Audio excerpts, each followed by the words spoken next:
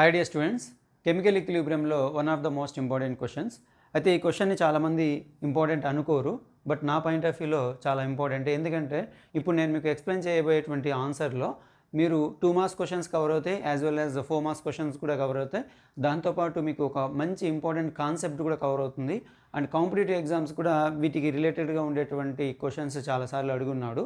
కాబట్టి చూడండి, the question is give the relationship between KP and KC. KP KC మధ్య relations ఏంటి అనేది అడుగుతున్నాడు. కేపీ కేసీ అంటే ఇవి వచ్చేసి ఈక్విలిబ్రియం కాన్స్టెంట్స్. నేను ఆల్రెడీ చెప్తున్నాను మీకు, అంత ఎలాబొరేట్గా అంటే డీటెయిల్ ఎక్స్ప్లెనేషన్ ఏమి ఉండదు. వీలైనంత షార్ట్లో మీకు అర్థమయ్యేటట్టు చెప్పడానికి ట్రై చేస్తాను.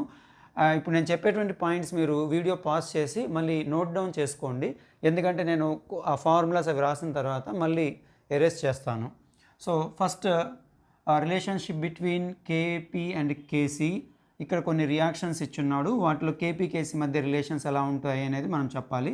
దానికి ముందు అసలు కేపీ కేసీ మధ్య రిలేషన్ ఏంటో చూద్దాం. KP is equal to KC into RT power delta N. So this is a relationship between KP and KC. So చాలామంది స్టూడెంట్స్ కన్ఫ్యూజ్ అవుతుంటారు, కేపీ ఫస్ట్ రాయాలన్నా కేసీ తర్వాత రాయాలన్నా అనేది. సో దానికోసం నేనేం చెప్తానంటే, కేపీ పీ అంటే పెద్ద అనుకోండి, సి అంటే చిన్న అనుకోండి. పెద్ద అనేదాన్ని ముందు రాయాలి, చిన్న అనేదాన్ని తర్వాత రాయాలి అనుకోండి.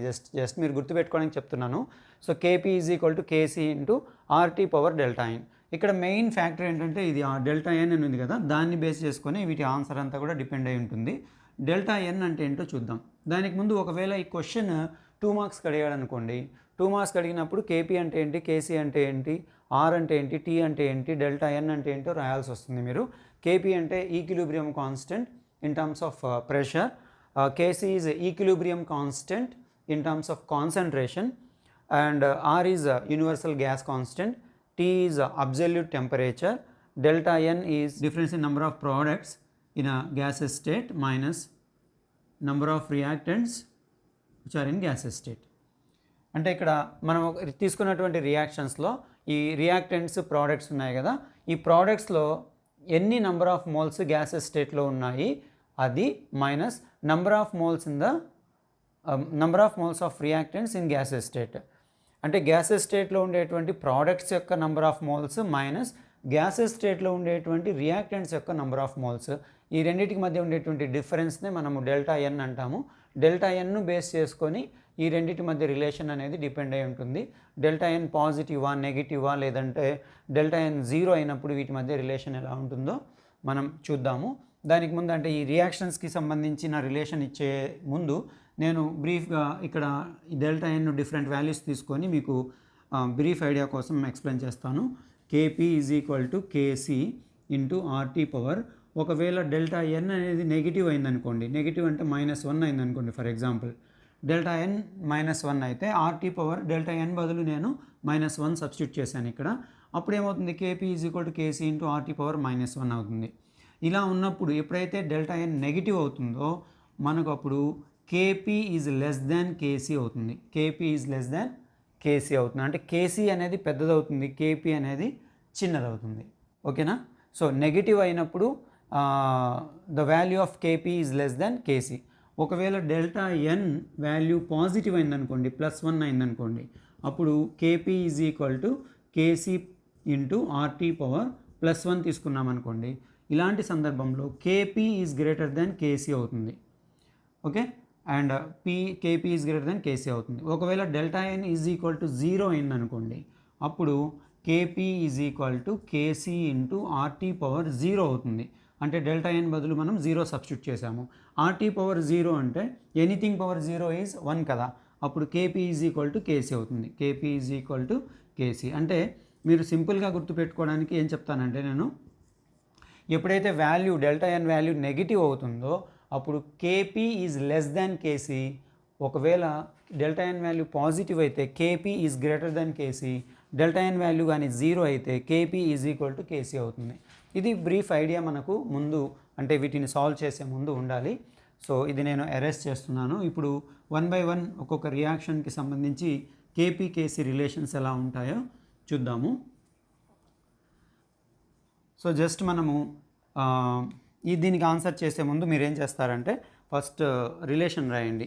KP is equal to KC into RT power delta n. ఇది కేపీ అండ్ కేసీకి మధ్య ఉండేటువంటి రిలేషన్. ఇక్కడ డెల్టా ఎన్ వాల్యూ మనం క్యాలిక్యులేట్ చేయాలి. ఫస్ట్ రియాక్షన్ తీసుకున్నాం అనుకోండి, ఫస్ట్ రియాక్షన్కి డెల్టా ఎన్ వాల్యూ ఎంతో చూద్దాం. Delta N is equal to number of gaseous products ఎన్ని, ఇక్కడ number of gaseous products 2 moles ఉన్నాయి, 2 moles. So number of gaseous products 2 moles minus number of gaseous reactants. Reactants అంటే ఇవి 3 moles ఆఫ్ హైడ్రోజన్ ఉంది, 1 mole of nitrogen, 3 + 1 4 moles. సో 2 - 4 that is equal to 2 - 4 -2. So delta N value -2. కాబట్టి KP is equal to KC into RT power -2. ఇక్కడ delta ఎన్ value negative వచ్చింది కాబట్టి మనం సింపుల్గా ఏం చెప్పొచ్చు, therefore KP is less than KC. That's all. Similarly second one, ఇక్కడ ఇవన్నీ కూడా గ్యాసెస్ స్టేట్లోనే ఉన్నాయి. అది చాలా ఇంపార్టెంట్. రియాక్టెంట్స్ ప్రోడక్ట్స్ ఏ ఫిజికల్ స్టేట్లో ఉన్నాయనేది మనం జాగ్రత్తగా చూసుకోవాలి. ఇక్కడ ఈ సల్ఫర్ ట్రాక్సన్ అనేది 3 moles ఉంది. So delta N is equal to number of gaseous products 2 moles minus number of gaseous reactants 2 moles sulphur dioxide, and ఇక్కడ ఆక్సిజన్ దగ్గర ఏం లేదంటే 1 mole ఉన్నట్టే కదా, 1 mole, 2 + 1 3 moles and 3 that is equal to 2 moles of products 3 moles of reactants. 2 - 3 అంటే -1. ఇది కూడా negative వచ్చింది. ఇప్పుడు మనం కేపీ కేసీ రిలేషన్స్లో సబ్స్టిట్యూట్ చేస్తే KP is equal to KC into RT power -1. So therefore KP is less than KC. ఇది కూడా KP is less than KC వచ్చింది. Next one, PCl5 gives PCl3 + Cl2 all are in gaseous state. So delta n is equal to number of gaseous products 1 mole of PCl3, 1 mole of chlorine. So total 2 moles minus, and here product reactants వైపుకి వస్తే 1 mole of PCl5 ఉంది. ఇక్కడ ఏం లేదంటే 1 ఉన్నట్టే కదా, so 1 mole. So 2 - 1 అంటే 1. ఇక్కడ వాల్యూ పాజిటివ్ వచ్చింది. కాబట్టి KP is equal to KC into RT power 1. Value positive వచ్చిందంటే కేపీ అనేది కేసీ కంటే ఎక్కువగా ఉంటుంది. KP is greater than KC. Next one, H2 + Cl2 gives to HCl. ఇక్కడ అన్ని రియాక్టెంట్స్ అండ్ ప్రోడక్ట్స్ అన్ని గ్యాసెస్ స్టేట్లో ఉన్నాయి. సో డెల్టా ఎన్ వాల్యూ ఎంతో చూద్దాము. Delta N is equal to gaseous products 2 moles ఉన్నాయి. So 2 moles minus gaseous reactants 1 mole of hydrogen and 1 mole of chlorine. ఎప్పుడైనా మీరు జాగ్రత్తగా ఉండండి, ఇక్కడ మోల్స్ అంటే కింద ఇక్కడ సఫిక్స్లో ఉండేవి తీసుకోకూడదు, వాటి ప్రీఫిక్స్లో ఉండేటువంటి మల్టిపుల్ తీసుకోవాలి. ఇక్కడ ఉండేటువంటి వాల్యూ తీసుకోవాలి. ఏం లేదు అని అంటే 1 ఉన్నట్టే కదా, 1 mole of hydrogen, 1 mole of chlorine, total 2 moles.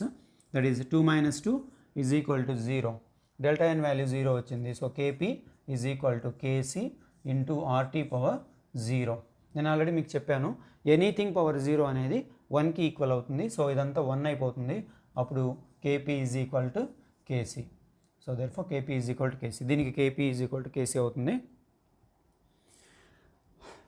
And last one, CaCO3 gives CaO + CO2. ఇక్కడ కొంచెం జాగ్రత్తగా ఉండండి. ఇవి వీటి యొక్క ఫిజికల్ స్టేట్స్ చూడండి. ఎగ్జామ్లో మీకు క్వశ్చన్ పేపర్లో ఫిజికల్ స్టేట్స్ కూడా క్లియర్గా మెన్షన్ చేస్తాడు కాబట్టి మనకు పెద్దగా ఇబ్బంది ఏమి ఉండదు. ఇది సాలిడ్ స్టేట్, ఇది కూడా సాలిడ్ స్టేట్లో ఉంది, అండ్ కార్బన్ డైఆక్సైడ్ మాత్రం గ్యాస్. అంటే ఇక్కడ మనం ఫార్ములాలో ఇంతకుముందు చెప్పుకున్నట్టు ఈ డెల్టా ఎన్ అనేది only gaseous products and gaseous రియాక్టెంట్స్కి మాత్రమే మనం కన్సిడర్ చేసుకోవాలి. So delta N is equal to number of gaseous products ఇక్కడ 1 mole ఉంది, 1 mole ఆఫ్ కార్బన్ డైఆక్సైడ్ ఉంది, ఇది ఒకటే. ఇది సాలిడ్ స్టేట్లో ఉంది కాబట్టి దాన్ని మనం కన్సిడర్ చేసుకోకూడదు. అలానే ఈ రియాక్టెంట్ కూడా సాలిడ్ స్టేట్లో ఉంది కాబట్టి దాన్ని మనం కన్సిడర్ చేయము. కాబట్టి 1 mole ఆఫ్ కార్బన్ డైఆక్సైడ్ అంటే 1 mole product, 1 mole of carbon dioxide gases స్టేట్లో ఉంది. రియాక్టెంట్ వైపుకి వస్తే అసలు ఏమి లేవు కదా, గ్యాసెస్ స్టేట్లో ఉండే రియాక్టెంట్స్ ఏమి లేవు కాబట్టి 0. 1 - 0 that is equal to 1. Delta N value 1 వచ్చింది అంటే పాజిటివ్ కదా. KP is equal to KC RT power 1. So positive value వస్తే కేపీ అనేది కేసీ కంటే గ్రేటర్ ఉంటుంది.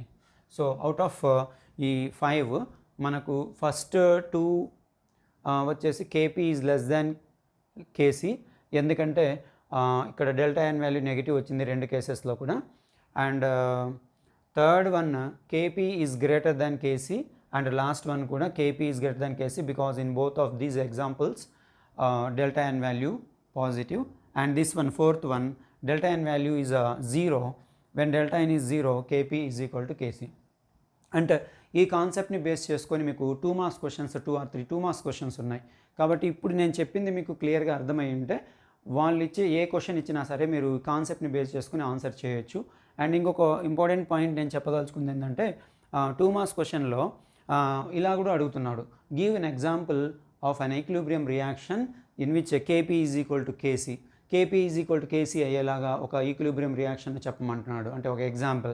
అప్పుడు మీరు ఈ ఎగ్జాంపుల్ గుర్తుపెట్టుకోవచ్చు.